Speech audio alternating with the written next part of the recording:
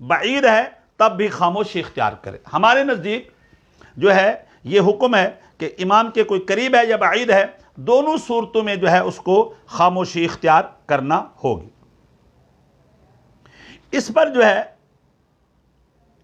ہمارے یہ فتاوی ہندیہ میں موجود ہے، وَالنَّائِ عَنِ الْإِمَامِ فِي اِسْتِمَاعِ الْخُطْبَةِ كَالْقَرِيبِ وَالْإِنصَاتِ فِي حَقِّهِ هُوَ الْمُخْتَارُ وَهُوَ الْأَحْوَطُ۔ فرماتے ہیں کہ جو امام سے بعید ہے اور وہ امام کے خطبہ سننے میں ایسے ہی ہے جیسے قریب، کہ قریب والے کے لیے غور سے سننا ضروری ہے تو بعید والے کے لیے بھی غور سے سننا ضروری ہے، خواہ کہ اس تک سماعت آواز نہیں پہنچ رہی، اور خاموشی اس کے حق میں بھی مختار اور احوط ہے۔ اور پھر اس پر انہوں نے ایک اور بھی جملہ لکھا ہے، یہ مسئلہ ہے، اس کو ذرا سماعت فرما لیں۔ فرماتے ہیں وَيَسْتَحِبُّ لِلرَّجُلِ أَن يَسْتَقْبِلَ الْخَطِيبَ بِوَجْهِهِ۔ خطبہ سنتے ہوئے ہم نے کرنا کیا ہے؟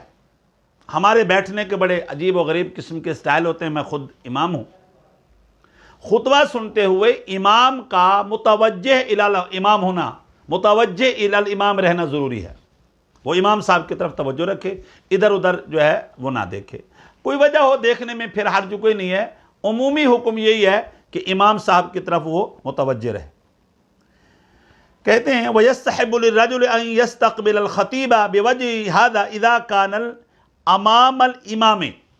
یہ اس وقت ہے جب وہ امام الامام ہو، یعنی امام صاحب کے سامنے ہو، تو پھر وہ امام کی طرف متوجہ رہے۔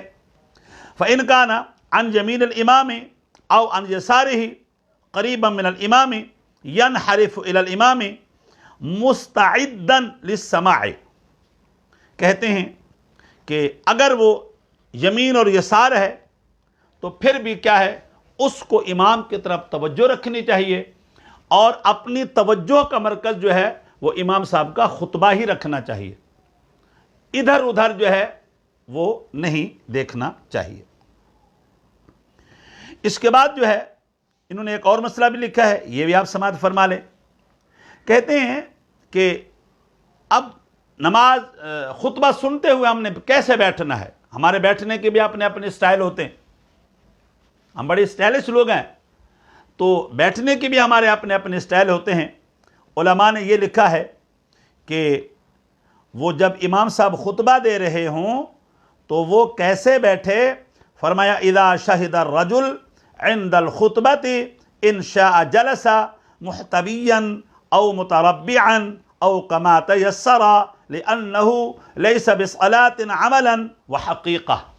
کہتے ہیں یا تو احتباء کی صورت، یہ بھی ایک کہ دونوں پاؤں اکٹھے کر کے اور یوں اپنے پاؤں کے آس پاس جو ہے وہ اپنے ہاتھ کا دائرہ بنا کر کے بیٹھے، یا متربعاً تربعاً بیٹھے، جیسے آلتی پالتی مار کر بیٹھے، او کما تیسر، یا جس طرح بھی اس کو بیٹھنا میسر ہو، آسانی کے ساتھ جو بھی آسان طریقے سے اختیار طریقہ کر سکتا ہے وہ بیٹھے۔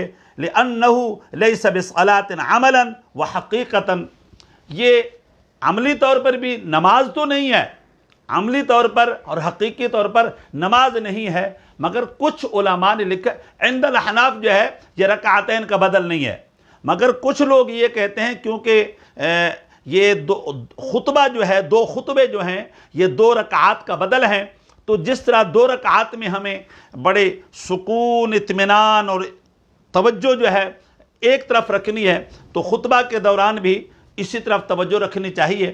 مگر میں نے بتا دیا عند الاحناف جو ہے وہ خطبہ رکعتین کا بدل نہیں ہے، یہ 2 رکعتوں کا بدل نہیں ہے، یہ اللہ تبارک و تعالیٰ کی طرف سے الگ حکم ہے جس پر ادائیگی ہوتی ہے۔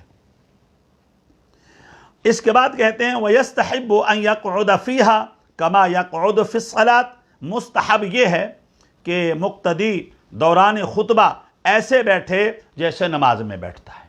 اب نماز میں بیٹھے تو اپنے ان جو ہے وہ رانوں کے اوپر ہاتھ رکھ کر کے بیٹھے، کیونکہ نماز میں ہم ایسے بیٹھتے ہیں۔ تو بعض لوگ جو ہے پہلے خطبہ میں ہاتھ باندھ لیتے ہیں اور دوسرا خطبہ میں جو ہے وہ ہاتھ چھوڑ دیتے ہیں، یہ طریقہ بھی اختیار کرتے ہیں۔ مگر اگر کوئی اس کو یہی طریقہ سنت سمجھتا ہے اور واجب سمجھتا ہے اور اس کے علاوہ کو درست نہیں سمجھتا تو وہ غلط کرتا ہے۔